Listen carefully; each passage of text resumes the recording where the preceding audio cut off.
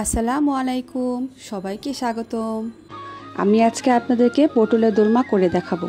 পটলের দোরমা তো আপনারা অনেকে অনেকভাবে করে খেয়েছেন বা দেখেছেন, তবে আমারটি একটু ইউনিক, কারণ আমি এতে দিয়েছি চিকেন কিমা। আমি এখানে রান্না করা পুর ভরবো না, কাঁচা কিমা দিয়ে তৈরি করে দেখাবো। এটি খেতে এতটাই সুস্বাদু হয় যা ভাষায় প্রকাশ করার মতো না। যারা কখনোই পটল খান না বা পছন্দ করেন না, তাদের কাছেও এটি দুর্দান্ত লাগবে, গ্যারেন্টি। আমি স্ক্রিনে সবগুলো ইনগ্রেডিয়েন্টস দেখিয়ে দিয়েছি, আশা করি আপনাদের বুঝতে সমস্যা হবে না।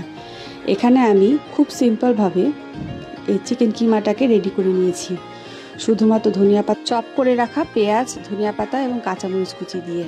আপনারা দেখতেই পাচ্ছেন আমি কিভাবে পটল থেকে ভিতর থেকে বীজগুলোকে বের করে নিচ্ছি। এটি খুবই সহজ, আপনারা চাইলে চামচ দিয়েও করতে পারেন। সবগুলো বীজই খুব সহজে বের হয়ে আসবে, যেমনটা আপনারা দেখতে পাচ্ছেন। এখন আমি আঙ্গুলের সাহায্যে চেপে চেপে কিমাগুলোকে ভিতরে প্রবেশ করাচ্ছি। যখন দেখবেন এক পাশ থেকে বের হয়ে আসে, তার মানে আপনার এখানে সুন্দর মতো কিমাটা ভরে গেছে। এখন আমি একটি প্যানে ঘি দিয়ে দিচ্ছি। ঘিতে আমি একে একে পটলগুলোকে সুন্দর করে ভেজে নিব। এক পাশ ভাজা হয়ে গেলে আরেক পাশ ঘুরিয়ে ঘুরিয়ে সুন্দর করে ভাজবো, এবং ভাজার সময় আমি এখানে একটু সামান্য লবণ অ্যাড করেছিলাম, খুবই সামান্য, যাতে করে পটলটা খেতে খারাপ না লাগে। দেখতেই পাচ্ছেন ভাজা আমার প্রায় হয়ে এসেছে। আমি এখন এগুলোকে তুলে রাখবো। এখন আমি এই একই প্যানে একটু সয়াবিন তেল অ্যাড করে এখানে আমি গরম মশলা দিয়ে দিয়েছি। তারপর দিয়ে দিচ্ছি পেঁয়াজ বাটা। পেঁয়াজ বাটাটা দিয়ে একটু ভেজে নেড়ে চেড়ে তারপর আমি এখানে কাজু বাদাম পেস্ট ইউজ করব। আপনারা কাজু বাদামটা ইউজ করবেন, অন্য কোনো বাদাম দিলে টেস্টটা ভালো আসবে না। তারপর একটু কালারের জন্য আমি সামান্য হলুদ দিয়ে দিচ্ছি, খুবই সামান্য। দেখতেই পাচ্ছেন হলুদটা দেওয়ার পর রঙটা কত সুন্দর হয়ে আসছে। এখন আমি খুব সুন্দর করে এটাকে ভেজে নিব।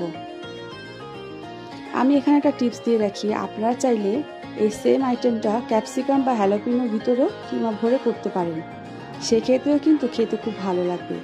এখানে আমি বেশ কিছু কাঁচামরিচ ফালি করে রাখা দিয়ে দিচ্ছি। এখানে কোনো লাল মরিচ গুঁড়া যাবে না, শুধু কাঁচামরিচের ঘ্রাণে এই জিনিসটা রান্না হবে। দেখতেই পাচ্ছেন আমার রান্নাটা প্রায় হয়ে এসেছে। এই পর্যায়ে আমি কিছু বেরেস্তা অ্যাড করছি। বেরেস্তাটা দেওয়ার পর আমি এখানে গুলিয়ে রাখা দুধ দিয়ে দিব।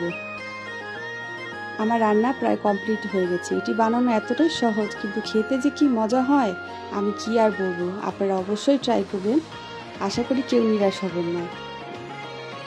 আমার বাচ্চারা তো খুব মজা করে খেয়েছে। আপনারা অবশ্যই বানাবেন, আমাকে জানাবেন কেমন লাগলো। আমার ভিডিওটি লাইক করবেন, শেয়ার করবেন।